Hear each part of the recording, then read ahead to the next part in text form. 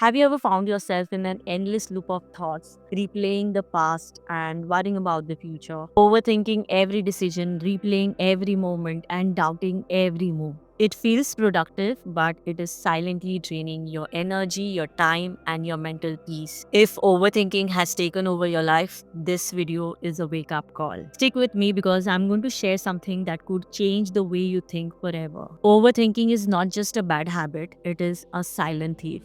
It steals your focus, your confidence, and your ability to take action. If you're stuck in your head, paralyzed by endless what ifs, you're not alone. But here's the thing, overthinking is not who you are, it is just a pattern.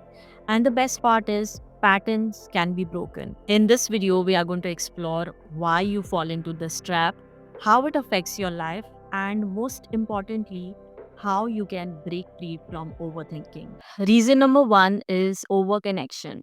As humans, our need to connect with others is natural and in many ways it is essential. But in today's world with social media and endless ways to connect, we have become overconnected. This constant connection exposes us to countless opinions. And what's worse is we really don't know if these opinions are truly someone's own or if they are simply adopting from somebody else. When you immerse yourself in so many different viewpoints, especially the ones which do not align with your own, it can make you question yourself. Should I think in the same way? Should I agree with them? This inner conflict can lead to overthinking, wondering if you're missing something, doubting your own beliefs, and sometimes even reshaping yourself to fit into a mold that you don't truly identify with. It is very easy to lose confidence when you are constantly measuring yourself against the crowd. That is why it is very important to set healthy boundaries. And one way to break free from this kind of overthinking is by curating your digital environment. This means being selective about what and who you engage with online. Instead of mindlessly scrolling through countless posts and opinions,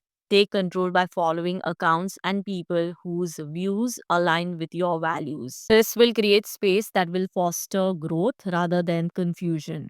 Reason number two, the paradox of choice. From the moment we wake up to the moment we fall asleep, we are bombarded with decisions. What to have for breakfast, what to wear, what to watch, what to order for lunch, and the list goes on. We live in a world overflowing with options, and while it seems like having more choices should make life easier, the truth is it actually has the opposite effect. The more choices we have, the more we overthink every decision. We start to question if we are making a right choice or if there is something better out there that we are missing. This constant weighing of options can leave us feeling overwhelmed, paralyzed, and unsure of our own preferences. And as the day goes on, this mental load builds, leading to decision fatigue and overthinking. The solution to this paradox of choice is simpler than it sounds. Simplify. Start by reducing the number of decisions you need to make. Another powerful tool is to limit your options. Instead of scrolling through endless options, narrow down your choices to few options that meet your preferences.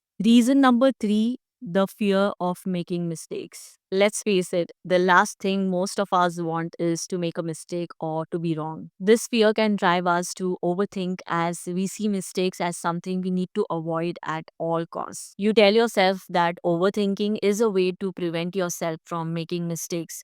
But what you don't realize is that overthinking does not protect you from failures but actually traps you in it. By fearing mistakes so intensely, we actually lose our freedom to take risks and learn from our experiences. Overthinking does not prevent mistakes, but it actually prevents you from learning. By fearing mistakes so much, you lose the freedom to grow and improve. To break free from the fear of making mistakes and the overthinking that comes along with it is important to embrace the idea of progress over perfection. Understand that not every decision or action needs to be flawless. Instead of overanalyzing everything, give yourself permission to take action, even if it is not perfect. Recognize that making mistakes is a human experience and you're allowed to learn from them without harsh judgment. Reason number four, the pressure of making others comfortable. We might not want to admit it, but somewhere deep down, we all feel this pressure to be a nice person. Now, don't get me wrong, being nice is great.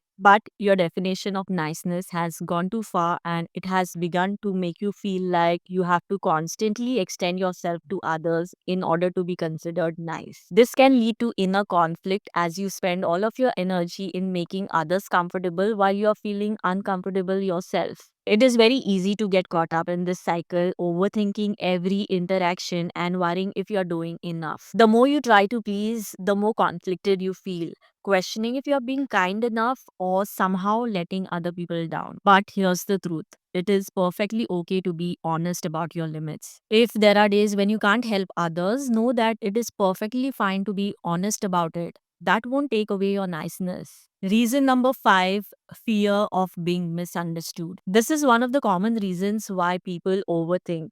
We all fear being misunderstood because the consequences can be severe. You worry so much that people won't perceive you the way you want to be perceived. And when that happens, you overthink everything you said, replaying it over and over again, wondering how you could have explained yourself better or what you should have said differently. But the truth is, it is not entirely your responsibility to be understood.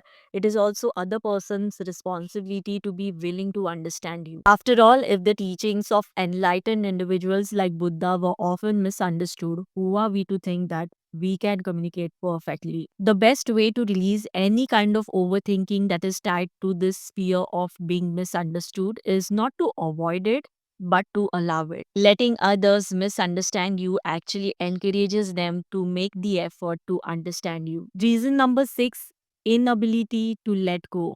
Often it is your struggle to let go that traps you in a cycle of overthinking. Whether it is because you feel misunderstood or others have been judgmental towards you, you cling to these thoughts, letting them consume you. The truth is, the more you hold on, the more you overthink. And when you learn to let go, you take back control. Letting go is not about forgetting, but it is about freeing yourself from the weight of these thoughts that only drain you. The ability to release what does not serve you is the key to break free from overthinking. The more you practice letting go, the less space there is for unnecessary thoughts to take over. Thanks for watching.